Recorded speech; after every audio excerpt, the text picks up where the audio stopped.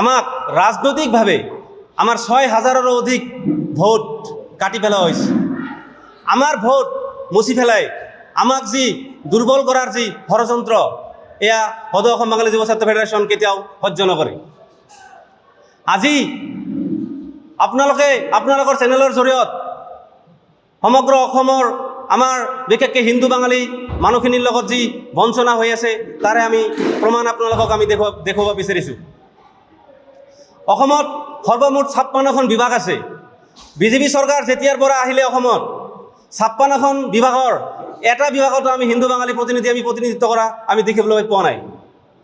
২০১৬ চনত ভাৰতবৰ্ষৰ যশস্বী প্ৰধানমন্ত্ৰী নৰেন্দ্ৰ মোদী ডাঙৰীয়া যেতিয়া অসমত আহিছিলে তেতিয়া কৈছিলে ডিটেনশ্যন কেম্প ভাঙি দিম, কিন্তু আমি কি পালোঁ?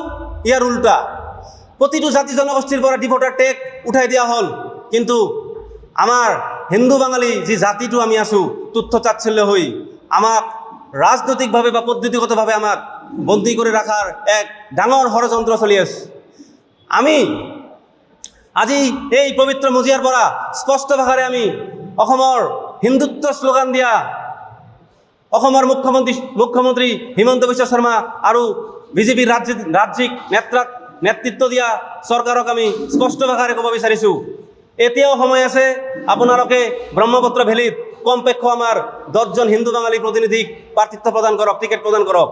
যদি নকৰে তেনেহ'লে সদৌ অসম বাঙালী যুৱ ছাত্ৰ ফেডাৰেশ্যন আমাৰ যি সমস্ত অঞ্চল য'ত য'ত আমাৰ মেজৰিটি আছে তাত গৈ আমি বিজেপিৰ বিৰুদ্ধে আমাৰ জাতিৰ শত্ৰু বিজেপি দলক ভোট দিব নালাগে বুলি আমি গণতান্ত্ৰিক আন্দোলন গঢ়ি তুলিম আৰু আমি গাঁৱে ঘৰে গৈ আমি প্ৰচাৰ আমি চলাম। আজি কোনো ৰাজনৈতিক দল আমাক প্ৰতাৰণা কৰিব নোৱাৰিব, আমাক ব্যৱহাৰ কৰিব নোৱাৰিব, কাৰণ ভোট আমাৰ, শক্তি আমাৰ, সিদ্ধান্ত আমাৰ পৰা ভোট লৈ আমাৰ ভোটত গাদী দখল কৰি যদি আমাক এই দেশৰ দ্বিতীয় শ্ৰেণীৰ নাগৰিক বনাব বিচাৰে আমি সদৌ অসম বাঙালী যুৱ ছাত্ৰ ফেডাৰেশ্যনে কেতিয়াও আমি সহ্য নকৰিম। আজি আপোনালোকক এটা স্পষ্টকৈ উদাহৰণ আমি দিব বিচাৰিছোঁ।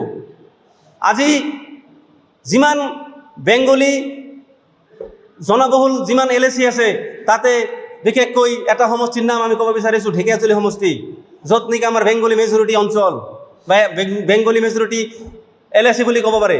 তাতে মুষ্টিমেয় কিছু শ্ৰেণীৰ মানুহ তাতে কেনেকৈ টিকেট লাভ কৰে এয়া আমাৰ গণতন্ত্ৰৰ ওপৰত সোজাসুজিভাৱে আঘাত আমি অনুভৱ কৰিব পাৰিছোঁ। আমি আপোনালোকৰ নিউজ চেনেলৰ জৰিয়তে অসমৰ মুখ্যমন্ত্ৰী ডাঙৰীয়া আৰু যিমান ৰাজনৈতিক দল অসমত আছে আমি সোজাসুজিকৈ ক'ব বিচাৰিছোঁ, এতিয়াও সময় আছে। আমাক আৰু ব্যৱহাৰ নকৰিব, আমাক আমাৰ অধিকাৰ ঘূৰাই দিয়ক।